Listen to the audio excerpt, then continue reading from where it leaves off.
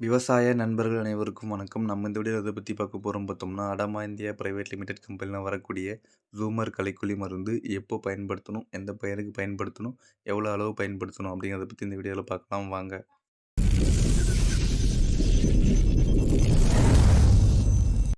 ஜூமர் இது வந்து பார்த்தோம்னா, ஒரு நான் செலக்டிவ் சிஸ்டமிக் அண்ட் கான்டாக்ட் ஹெர்பிசைடுங்க. இதோட கெமிக்கல் நேம் வந்து பார்த்தோம்னா, ஆக்சிஃப்ளோரோஃபன் 2.5% கூடவே வந்து பார்த்தோம்னா, isopropyl amine salt of glyphosate வந்து 41% வந்து இருக்குங்க. அதாவது வந்து பார்த்தோம்னா, நம்ம அடாமா கம்பெனில வர கேலிகான், இல்ல வந்து ஆக்ஸிகோல்டு, கோல் அப்படி வந்து நெறைய கம்பெனில வருங்க. அதாவது ஆக்சிஃப்ளோரோஃபனும் கூடவே வந்து பார்த்தோம்னா, கிளைபோசேட் அதாவது ரவுண்ட் அப்பு, அடாமா கம்பெனிலே கிளைபோகான் அதுமாரி வந்து நெறைய கம்பெனில வருங்க. இந்த 2ஓட மருந்தோட காம்பினேஷனும் இந்த ஒரு மருந்துல வந்து இருக்குங்க. அடுத்து நெறைய பேருக்கு வரக்கூடிய டவுட் என்னன்னு பார்த்தோம்னா, ஆக்ஸிஃப்ளோரோவின் வந்து ஒரு ப்ரீ எமர்ஜென்ஸ் ஹெர்பிசைட். இது வந்து நம்ம இயர்லி ஃபர்ஸ்ட் எமர்ஜென்ஸாவும் வந்து யூஸ் பண்ணிக்கலாம்.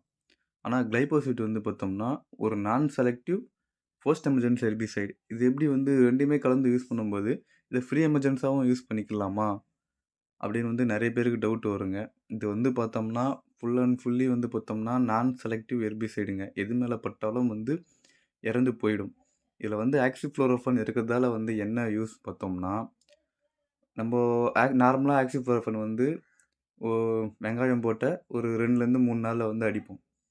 இதில வந்து ஆக்சிஃப்ளோரோஃபன் வந்து இருக்கிறதால, இதையே வந்து 2லேருந்து 3 நாள்ல மத்த பேருக்கும் அடிக்கலாமா? அப்படின்னா வந்து கிடையாதுங்க.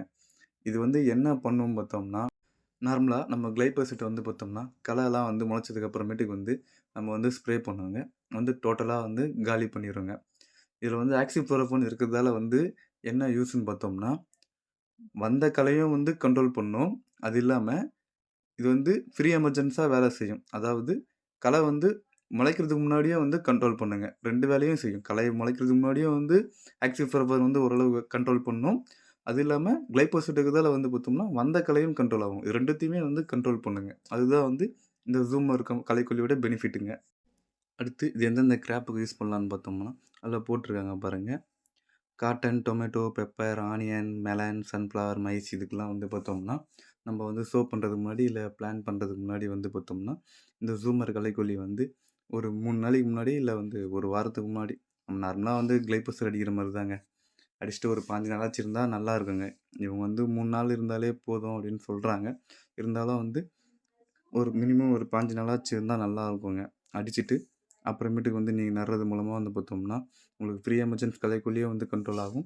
போஸ்ட் எமர்ஜென்சி களைக்கொல்லியுமே வந்து உங்களுக்கு கண்ட்ரோல் ஆகுங்க. அது இல்லாம பார்த்தோம்னா, ரோட் சைடு ஃபாலோ அந்த மாரி களைகள்லாம் பார்த்தோம்னா, நம்ம வந்து நார்மலா கிளைபோசேட் அடிக்கிற மாரியே வந்து இத அடிச்சுக்கலாங்க. அடுத்து citrus, mango, tea, coffee, apple இந்த மாரி கிராப்லாம் வந்து பார்த்தோம்னா, இத வந்து நட்டு வந்து 1 வருஷத்துக்கு அப்புறம் தான் வந்து யூஸ் பண்ணணுங்க. அப்படியே வந்து அடிக்கும்போது பார்த்தோம்னா, மரம், செடி மேலலாம் வந்து படாம வந்து அடிக்கணுங்க. அதேமாரி அடிக்கும்போது பார்த்தோம்னா, கொஞ்சம் ஈரம் இருந்து அடிச்சீங்கன்னா, ரொம்ப நல்லாவே இருக்குங்க.